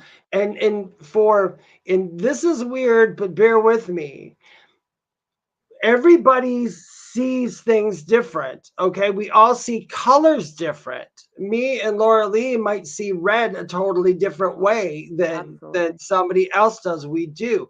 Now when we're seeing things in the physical, it's, some people are going to see it easier. If people are colorblind and they look up into the sky to look for something, they're probably not going to spot it as fast as I would, because I have these colors. And like you guys know, the color blue was actually invented. There was a time in our history where blue wasn't even a word, so they described anything blue as green. Um, I did not know that. yeah, so blue is like one of the new colors that came up, and they would just, people used to just take one word and put a collective thought around it. So that's Isn't why, it a primary color though? So that just gets yeah, my but there mind just going. wasn't a name to it. Ah, got you. About the name when we were inventing names. So there's a large part of like history books that'll say there's a green ocean, where it actually wasn't green at all. It was blue, but those were the words used because that's how they saw it. Anyway, to get back to my shadow point, and as me and Lorilei, we both agree that not all shadow things are bad. I agree. Mhm. Sometimes the way we perceive a spirit, it might look like a shadow because of how our eyes work. If you're in a dark place, like investigating in a dark place, and you see something going past a corner, some people might go, that's a shadow person and he's chasing us. No, it could literally be the energy of just something running by you, and it's the way you're perceiving it in the dark that's going to make it appear to be a shadow. But then also shadow things are sometimes, I there's a thing I love about the woods. I love the woods. And there's something called the Watcher in the Woods. You heard of that, like the tree and all that. I had heard of the story a long, long, long time ago by somebody who said, David, when you're in the, because I used to get scared in the woods. So when you're in the woods and you see a shadow, you think they're watching you. And they said, that's God. And what he was saying was it wasn't necessarily God in a sense. It was the universe. They were entities, beings watching you. They literally had zero bad intention towards you. It's just the way they came here or they perceived each other. I don't know what it's like to manifest into a physical body for a moment as a ghost. I don't remember. Do you, Lorilei? No, even with near-death experiences though, and things from my childhood that because some things happened that were negative. I think with going deeper into working with healing and stuff, I'm getting flashes and stuff. So do I remember I've never done what you've suggested right there, but I wanted to add something to this. I think there's a reason why The Lion, the Witch, and the Wardrobe, the book by C.S. Lewis, really resonated with me, because when it starts getting into, I'm very much connected to elementals. And if you think about most things and you start looking at trees, and science is starting to share it. So when you were talking about God being in it, you can call it God, call it source, call it, Allah, whatever your belief system is. But how we always hear we're made in God's image. I don't even think it's that. I literally, what I get from spirit is, because it's source, every time a soul is created or born, whatever you want, it's like literally a piece of you, of source, is put into each one of us. That's why we're all connected, which means we have a piece of his abilities. And I think he's even put that into places like in the woods and places all over. You know what I mean? Like, because the trees are connected. There's sylphs, there's nymphs, there's water sprites, and I think that everything has a bit of consciousness in it. I really, really do. I do. And I think that's why we're all connected. Oh yeah, we're totally connected that way. So with the watchers, and the thing is, the first thing that we do is we go to a place of fear. Yeah, right? and the woods are not fearful. Not to be There feared. can be fearful things in the I'm woods. sure there are, but yeah, Yeah, but okay, so I want to go back to something really quickly. Judy, I see your comment, your question there. But if you think about it, right, like all of us have a false sense of security in the light. Just as much stuff goes on in the light as it does in the dark. First of all, it does. We just don't pay attention. Thank you for saying that. That's true. And the other thing, I've met many, especially in the light worker field, well, I've never, ever experienced a negative entity or what have you. And actually, what I said to someone recently, and I said, I'm happy for you, but maybe you've not built that experience into this lifetime. You're not meant to be experiencing that and going through that type of experience, right? Yeah, and sometimes like in shadow work and spirituality basically means that you take a part of you that you buried way deep down inside because you're either ashamed of it, embarrassed of it, whatever, is you bring it forward and just own it. You're bringing it to the light. You're putting light on it. There's no need to hide crap about ourselves. So a lot of people who hide stuff about themselves real deep down, they tend to have these shadow experiences, because that's what shadow work is. It's just I like that. light. There's no shadow on it anymore. You're 100% right, Leah. I haven't forgotten your question, Judy, but I have to read this. I love how Leah Passmore says this. I love how the lungs look like trees in photos, how the body mirrors nature. And I speak 3 languages, but English is my main language. I can't tell you how many sayings and cliches that we have that refer to our body that are so connected to truth. I've got a monkey on my back, if you will, a weight, if you will, energetic weight. I trust it in my gut. I could go on and on and on. Or like you said, the lungs, yes, microscopically, and they're called alveoli, plural. The little air sacs, yeah, they do kind of look like trees. And with Yeah, they do. I almost lost my little tree of life 2 years ago in my left lung. And the brain looks like cauliflower, which is hilarious. But it does. The body does. Kind of does. Yeah, it kind of does. The body does mimic nature. That's why I don't understand people when they, when they talk about We didn't even get into residual energy and stuff, but we do have a question here, David. I'm going to read it. And if any of you have a question for Spirit, you want to do our predictable reading quickly, and then we'll get into a few little things. Sure. But we go where you guys ask questions and stuff. So that's why we don't know. We start with a topic, and we trust and we know that with you guys being here and without you, we wouldn't be doing this. Well, we'd have these conversations off air, but we appreciate you being here. And so we go where you guys go, right, Dave? That's exactly right. Ask away. There's nothing you can't ask us that, and we don't get offended either. Williams Rose, sorry, you're not allowed to do that here. So goodbye.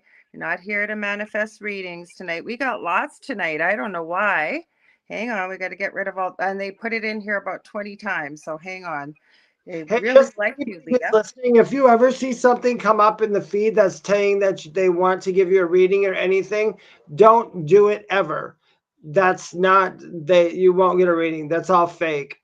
Yeah, they're just in here. I don't know if they've seen what we have, because I do post this all over social media. Plus, now you guys can stream this to your own feed for those of you just joining, because there is a new feature with StreamYard, and I turned it on. So anybody watching the show, if you want to stream the live feed, you can, which is awesome. So Judy Thompson, do you know who visits me from time to time, always at night when I'm going to sleep, or I wake up feeling something there and I pray? Now, Judy, I'm going to ask you, first of all, before I even answer this, I know Dave will answer this. What I'm guessing that it makes you feel like you're going to a place of fear. Is that why you wake up and you feel like you need to pray? What are you picking up, Dave? Well, for the whole thing to who visits me from time to time, this might sound like no help, but you have a lot of visitors. But you're becoming aware of this one for some reason. I don't know if it's someone. I feel it's there's somebody from your mother's side that is totally connected to you. They passed away. I'm taking a guess, you guys, because I'm not really connected in that, but my guide's telling me. So it's about 10 to 20 years ago. It's somewhere in that range. I can't get the time thing, but you're being visited by several of them. I also need to ask you, and type it in the answer too. Are you waking up between the hours of 2 a.m. and 3 a.m.? And remember, respond. I was going to add, it drives me crazy when people say 3 a.m. is the witching hour. Is it because we collectively believe that? Because it's almost 3 a.m. somewhere in the world. I'm sorry, but it is. 3 a.m. everywhere there's the moment of silence at 3 a.m. It's part of the Trinity, not the Bible Trinity, the actual three-thing Trinity, but the 3 a.m. The 3 a.m. is a lot of times if you keep waking up at 3 a.m., this is my advice for you. One, don't get scared. Okay. Yes, 2 and 3. There you go. Then listen to this really good, Judy, and anybody else who does that. In those hours, those are the hours of silence. Our brain is very quiet. Even if you haven't gone to bed yet, the world is quiet. It's easier to perceive. There are spirit upon guide and everything that will take that time to try to get a message to you somehow. Sometimes it's loved ones, guides, or anything else.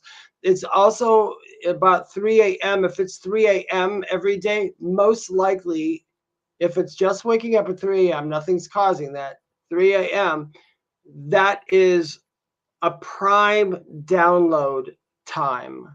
That's the only way I can put it. At 3 a.m., you'll accept a lot of ideas coming from outside yourself. And so it's a good thing. But I will say this, Lorilei talked about this earlier, you do have dominion. So if there is something that is waking you up between 2 and 3, and it's not just now a circadian rhythm that you're doing, just remember you have dominion. You can say, we can't do this. You need to leave. And you say it firmly, as if you've got grandkids. I know you do, Judy, or you've had kids, that when your child is doing something or grandchild is doing something, we say it firmly, we mean it, but we're not coming from a place of anger. It's like, I mean business, you need to leave. I have some things to add to this. First of all, I found an interesting article looking at when people wake up regularly at certain times during the night. Mm-hmm. And what I meant with, I like what you said about the 3 a.m. Yes, there is a period of silence, but I've seen with the paranormal shows, they build in all this spooky, ooky, crazy stuff at 3 a.m. No, I love what you just said. The other thing is, if we wake up, and you guys can Google this, if you wake up, say always between 1 and 3, or 2 and 3, or whatever, and it comes from Eastern medicine, that may be a part of your body that needs attention or healing work, even energy work. Might sound a little woo woo, but for example, there's always a certain time I wake up. I have liver problems. I did not know this. I just matched the time that I normally wake up.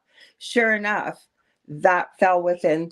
That's where we needed a little bit of healing for myself with the liver. So that may be something you want to look into. I'm not giving medical advice. It's just another way of looking at things. I agree with everything David said. Judy, what I am picking up for you, it's not something more or less scary. It's I feel like it's a connection that you have from the spirit world, but it feels different. And because it feels different, and if you're able to even perceive in your mind what you think it looks like, it's very scary. But it's not like, it's just something you haven't been exposed to. You're more than welcome to, you wake up, but the first place we go to is fear, right? And you pray. It's good that you pray, but if you're able to, take a couple deep breaths, rest, okay? And then you can ask that question, who are you? They will tell you. They will. Even that first dream I had, lucid dream that I had, that thing in my tree years ago, I asked who it was. It told me. It will tell you. Your body will tell you. Anything will tell you if you're able to quiet your mind and get into a state of relaxation. The other thing I want to point out is when we're in that state where we are, okay, you're half asleep, half awake, and it kind of goes with what Dave said. We are so open to receiving messages of all kinds, downloads, connection, all kinds of things are come into that space, and they're miraculous things that you can do with that time period. And again, you can't tell yourself when you wake up, don't be afraid. But if you're able to kind of just stop, breathe, okay, just deep breaths. And instead of, if you feel better, call in an angel. I know Judy believes in angels. So call in Archangel Michael. Maybe you want to call in Jesus, Ascended Master, whoever you do. Ask them to be with you so you feel in a safe space, and maybe explore this, because I feel that it's going to sound crazy, but a gift or a message with this. It's something you haven't been exposed to before. I don't know if that will help or not, but what's your thoughts on that, Dave? Anything you want to add? Yeah, I was looking into it. Yeah, there's when you do feel like you get downloads. There's one other thing that I want you to really examine. Not that this is the thing, but it feels pretty much like a contributor. You are a spiritual person to begin with, so you're already in this. Once you're automatically open to things happening outside of this world, paranormal, things that aren't normal.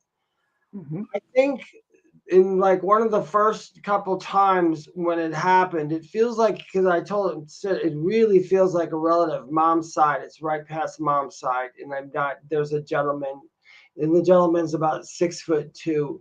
He's about 6'2", or he was 6'2" at some point. A real tall gentleman, wearing a suit. I don't know if that's him, but anyway, thank you. When that happened, you were unprepared for it, which is fine because a lot of people are. And then, like Lorilei said earlier, if we get even a tinge of fear in us, our body will just start, and mind will just start reacting in that way for no reason. I'm going to say that I don't believe you have anything to be afraid of. I don't either. No. Yeah, I don't think Lorilei doesn't either. I Because think I kept hearing guide. I wasn't getting a picture, but it's somebody you're not familiar with. You're not familiar with their energy. That's the same feeling I get. It's a non-familiar. That's why I keep going to the mom side, because that's where I feel it. And it's a gentleman. It's a tall gentleman. I totally guessed at his height because he's not standing here. Yeah, but he doesn't feel familiar. Like Oh, even though we might not believe in this kind of stuff, and I'm not saying Judy doesn't, she is really spiritual, but it's a fact that when something unfamiliar comes in and we wake up, right? Like you can't tell yourself, don't be afraid. That's yeah. why I know Judy well enough. That's why I said maybe call on Archangel Michael or Jesus or whoever you feel safe with. Ask them to come in. You don't have to say it out loud, and that you can think it within a microsecond. So Oh, you feel absolutely. safe, you feel protected, and explore it a little bit. You're safe. You are safe. I And if don't you feel want a fun project to do, put a pen and a piece of paper next to your bed. And when you wake up at 2 to 3, whatever you remember, even if you don't remember a visual, if you wake up happy or you remember just scared or you don't remember where you are, jot it down. Jot it right down. by my bed. I've got a pile. Yeah, and then I always tell people don't read it for a couple of weeks. Just jot Yeah. it down. And I mean, get as good as you can. If you saw a clown standing on the mountain, ask yourself how tall is the mountain? Where do you think the mountain was? Was it cold outside? Was it warm outside? Write down all those little details. In about 2 weeks, you'll have a story, and you might even have either the visitor Mhm. reveal himself, or it might be something that's supposed to get to you and you're just not listening. So this is the way they're going to do it. Okay, can I add something that just came through? And Absolutely. anybody can use this that may want to do this. So if this is something that's happening to you with frequency, I'm somebody else had popped out. I don't know. I think it may have been somebody that was having activity, but Yvonne Gladwell got a run. Great show. Thank you for that. What I was going to say is, and for me, it's healing work right now. But you can set the intention when you go to bed, picturing a bubble, if you will, around you. You want to use whatever. I don't like to tell people what color, intuitively, what feels loving, healing, and protective. Imagine that bubble all around you and set the intention that I am protected, I am well, I am safe. Okay? And see what happens the next time that happens. Because when you wake up, right? And if we do that before bed enough, it goes into our higher self, if you will, subconscious, whatever you want to call it. So when you wake up, you know immediately, I'm protected, I'm safe, I'm well. I agree. Absolutely. I've said it thousands of times on the Angel Rock. Exactly what Dave said, paper and pen by the bed, jot down as much as you can. Okay. And then explore it a little bit, because I think you're safe to explore. Okay. But when we go to a place of fear, and that's a hard thing not to do, when we're awoken at that time, we feel or see or sense something and we get scared. So that's why I said set the stage ahead of the game, if you will. And then that way you'll feel protected when you wake up. Does that make sense, Dave? Yeah, I believe that's absolutely correct. That's a good way to do it. They're little mantras you do before bed that you're protected, and it's good. After a while, it'll be implied. Another mantra could be you want to remember your dream, or you could also just say, "Hey, who's doing this crap? I'm tired. Let me know, or else stop." I've done that before, literally using those words, and literally got the answer. It, if you put an emotion or a feeling behind the words you're speaking, the words will definitely be heard. Mm-hmm. Mm-hmm. Go ahead if you want to read that, Laura Lee. What one? Sorry, I didn't see it. Got Laura, something Oh, random. Leah. Sorry, Leah. I highlighted it and it scrolled past. So Leah Passmore says, something random. Recently, I've noticed a pattern with myself and my brain. I will be thinking about a bird, random example, and then I will see the word bird on a truck or hear the word immediately after. And this goes on all the time. Oh, I have an answer for this one. I know Dave does too. Now, with other thoughts, it may not mean anything, maybe just me going nuts. No, you are not going nuts. That is the universe just giving you what I like to call evidential proof of how powerful of a manifester and creator you are. It is showing you when something random shows up within your mind, that it then shows up in the physical for you. You that's the only thing I can say. You're a creator.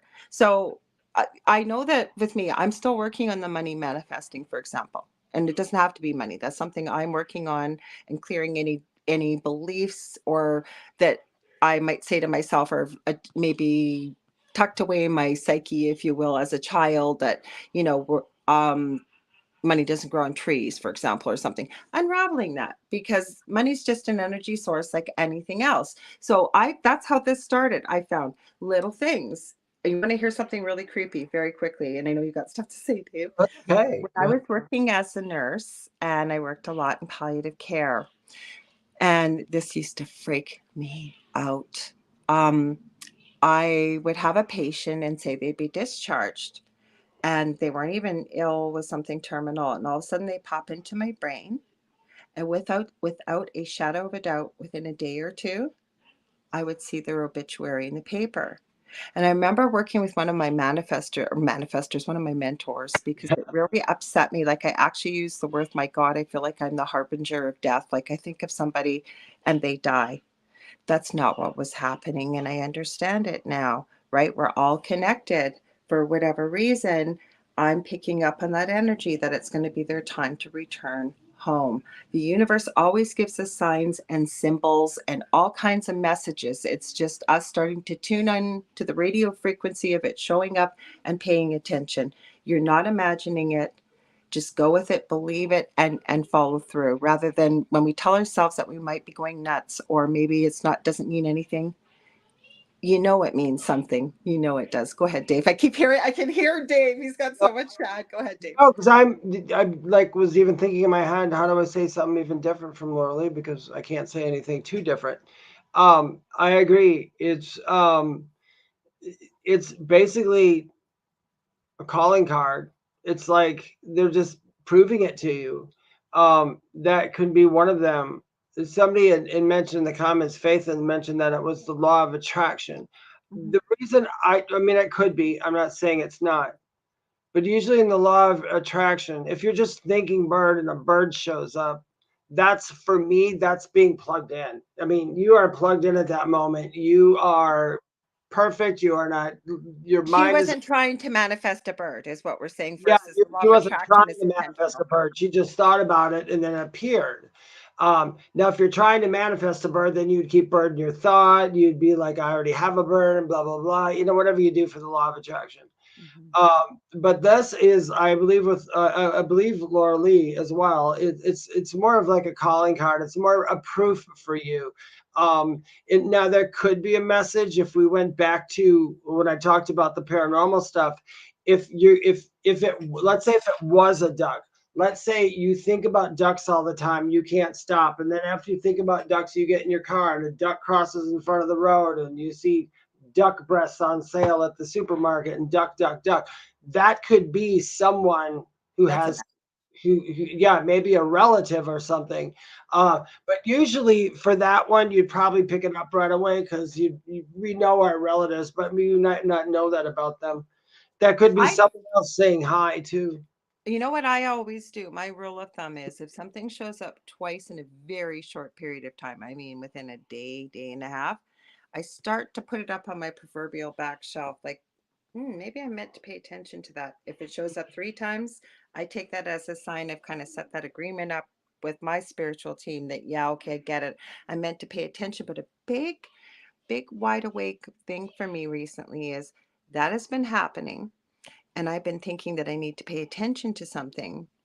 And it's not for the reasons I think. There was no message in it. It was actually basically, how do I explain this? Okay, there's somebody out there right now, never heard this name. I'm not going to say it. And they are kind of a spiritual guru, up and coming. And I've had all these people messaging me about this person nonstop, nonstop, nonstop. And I'm going, okay, Spirit, I hear you. I need to pay attention to this person. When I checked them out, and I don't say this with judgment, but I didn't find anything other than what other people were saying in the way of that they've read many spiritual books. Okay. I didn't feel for myself that there was anything original coming. Okay. Yeah. So I still haven't figured out what that message is, but it wasn't always pay attention. There's a huge message here.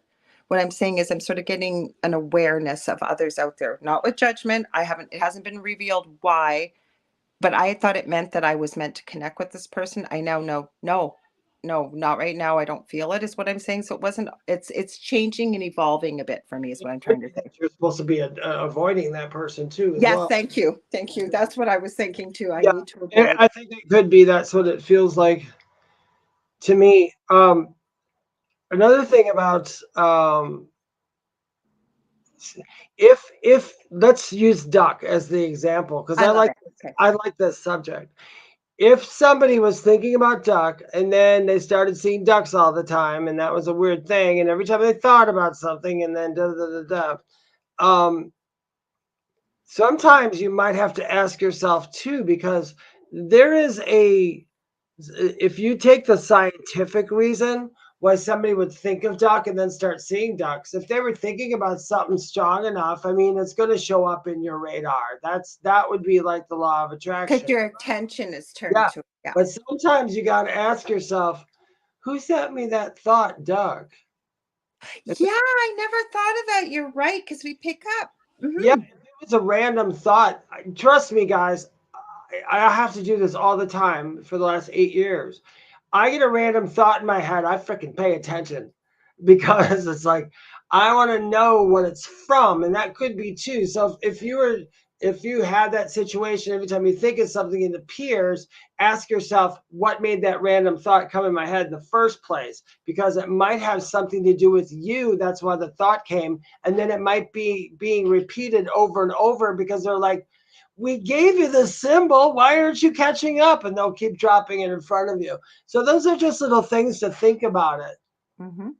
I think we're saying the same thing. That's where I was going with it, Dave, but because I know exactly, you'll ask like why, and I think what it did for me with this person that I'm supposed to avoid right now at the moment anyways, and I believe probably always, haven't figured out why, but my point is yeah, we do have to ask why, and that's what I hadn't been doing recently, and I think it was a reminder for me that yes, pay attention but also ask why, because Yeah. I wasn't asking why. Because random thoughts, my friends, can be freaky because there are scientific display them away, and then there are spiritual reasons.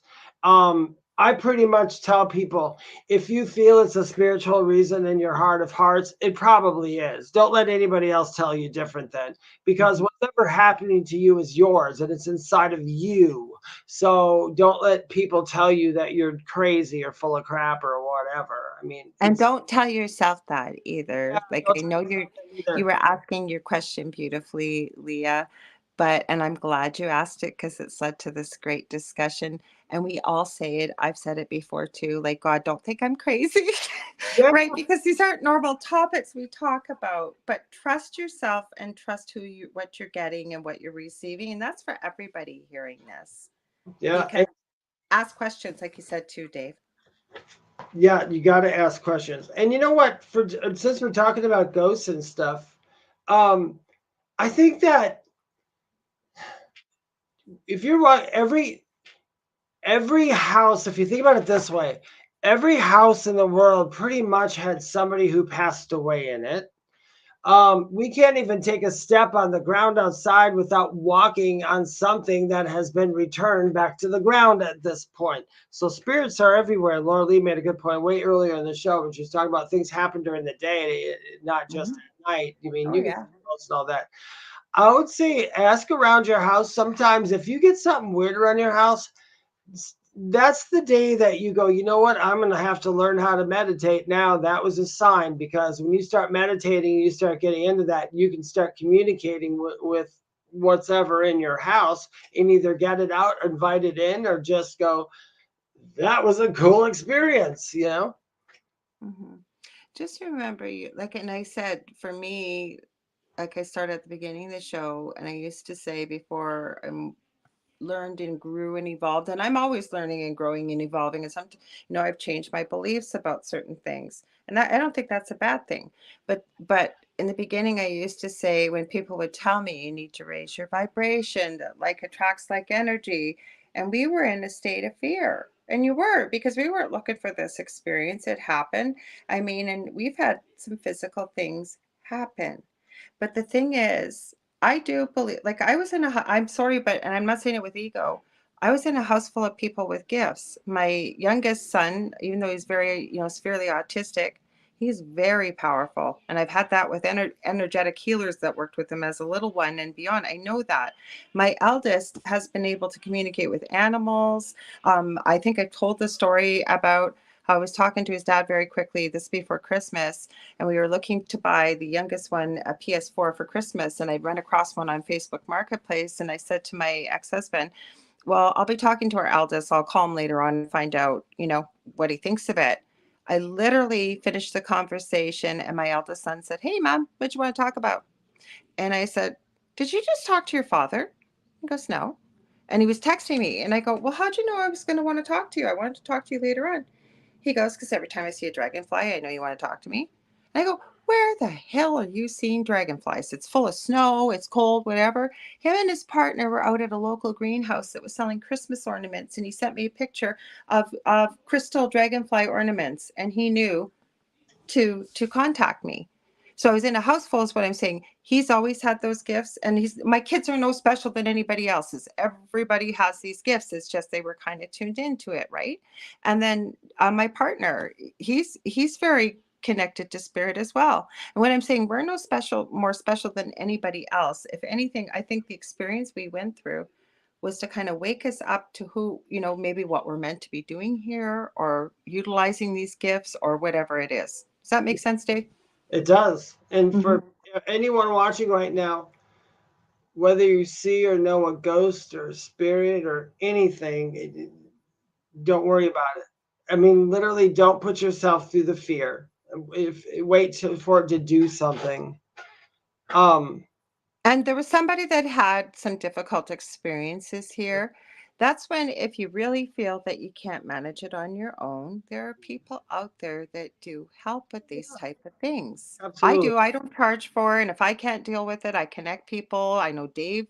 Many of us will help others with this. So it's the way I say it is, if your pipes are broken at home and you've tried to manage it yourself and you can't, you're not going to call an electrician. So you reach out to somebody that does this every day, feels comfortable, will teach you, will help you, and will assist you. Yeah, most paranormal groups, most mediums, and most spiritual people do not charge to No, help find something in a house, I don't. especially when there's children involved. I do it all the time. I mean, it's just something you're supposed to do, and we do it, and we love it anyway. So Yeah. that's not a big deal. It's not a big So deal. if you can't get that safe feeling, is what I'm saying, reach out for help. There's people out there. We will Absolutely. help you. That's in the beginning, I didn't know all the people that I know now, but I do. And so like when I had a little bit of an issue here, it was dealt with and it's done. It's over with. And you know what? Like I say, I have no shame in saying if I couldn't deal with it or I couldn't get rid of it, I'm not here to be the be all to the end all. I'm using my gifts for what I meant to. And like I keep going back to the analogy, my pipes were broken. I couldn't fix them. I'm going to call a plumber, not an electrician. I'm I'm that crazy idiot when there's something in my house, though. I always want to invite it, even stay a while, let's chat. I'm Yeah, like, I do yeah. that. But I you're comfortable with it and you feel that way. And you know what? There's nothing wrong with that either. I do. I So, mean, I love it. So, and I'm not saying this to tell people that I'm better than you. I'm saying this because you can really enjoy these experiences if you let yourself. If mhm. something is being bad to you or scaring your children, different story. Then you get it the hell out of there. But for the most part, just chatting is just a good We're idea. almost out of time, Unless but you Judy, I'm going to read this really quick. Please stay tuned for Michelle DeRoche and Amelia Pisano. They're on Wednesday and Thursday nights here with the Outer Realm right after us. They have an amazing show. But Judy says, my granddaughter Scarlett told me there's been a ghost in a room at night that told her they wanted to unalive her, I'll say, because we're on YouTube. I told her that she is divinely protected and to call Jesus's name out loud, and Archangel Michael is protecting her. Absolutely, but also something that goes a long way and may help is that mom and dad, like we did this with our kids because they just didn't feel comfortable and safe, and that could be part of that as well. We're not sure, and it's too. I wish we had seen this question at the beginning. So that's something that maybe mom and dad need to take her out of that room for a little while. Maybe there's something else going on. There's a whole other thing, but to feel supported and strong enough so that a little one isn't dealing with this because like Dave, you know what that feels like. exactly. One, I'm going to say that's the correct advice you could give a child Mm, in this situation, and mhm. not say run off. Two, and I'm sorry, but I was looking into the energy as we were talking. there's nothing for your granddaughter to feel whatsoever. In fact, a lot of it is coming from a different space that's not even spiritual. But continue to listen to her because some of it is. But there's nothing. There's That's why I was trying to say that. I That can sometimes, literally promise you. I can literally promise you. There's nothing evil in that room to get her. I've got but like she needs to feel heard and she needs to feel supported. And whatever fear is manifesting is where I was going with that, honey. That she needs to feel like she's been believed and she's been heard. And maybe mom or dad need to take her or have a sleepover in the living room together for a couple nights or something to I make like her when you feel. said, yeah, I like when you said, go ask her if she wants to sleep in another room with you. I mean, that's what we should be doing to kids instead of going, there ain't nothing there and blah, Yeah. blah, blah, blah, blah. Because Yeah. I'm sure there is something there, but I think that the fear is stemming from something different, like she's saying. But I think it's an absolutely perfect thing to tell children, hey, there's something in your room. To just say its name or anything and make it more of a real, less scary thing for them. You I know, made my kids monster spray too. oh I sure, did that yeah. to empower I them. use Monster Spray and I'm almost 57. I'm like, You guys, we are almost out of time. I'm so sorry, but we're going to be back next week talking about all kinds of interesting, crazy, strange stuff. Dave, you want to tell them where to get a hold of you? yeah, if anybody wants to get a hold of me or see me on social media, Instagram, TikTok, and Facebook is at Medium David Hanzel. I have another podcast, short form podcast, just me speaking, telling stuff. It's called Mystic Stew. I've been trying to put out a new episode every other week, we'll say. You can see me on YouTube at the Spirit Experience. And you go to my website, theywhisperme.com, if you would like to know more about me or schedule a reading. Absolutely. And you can get a hold of me on facebook.com/Angel Rock. You want to book a reading, paranormal helper questions. Maybe you got a guest or show idea. I do mentoring. I do energy work. I have 2 groups on Facebook, Paranormal University for all things paranormal, Angel Rocker Tribe for all things more spiritual that we also talk about. Also, Monday night, I have the Angel Rock here, right here in UPRN on from 6 to 8 p.m. Eastern Standard Time. You guys may get me again just on my own. I don't usually do that. I've had a few little guest scheduling issues, but you know what? I love just doing shows with you guys. That may happen, or I may have a surprise guest. We'll see. We love you guys. We will see you next week. So, are you ready, Dave? Are we going to count down? Do it this week? Well, you start it and I'll go with you. Ready? Okay. 1, 2, 3. What's at the foot of your bed? God. Oh, I almost had it. Almost. Almost. I said end. I said Yeah. the word end. Oh, All right. one of When these we days, get it guys, we're gonna exactly precisely, we said we're giving away a reading to whoever's here. We're going to get it one of these weeks. We love you guys. We'll see you next week. Bye bye. Bye.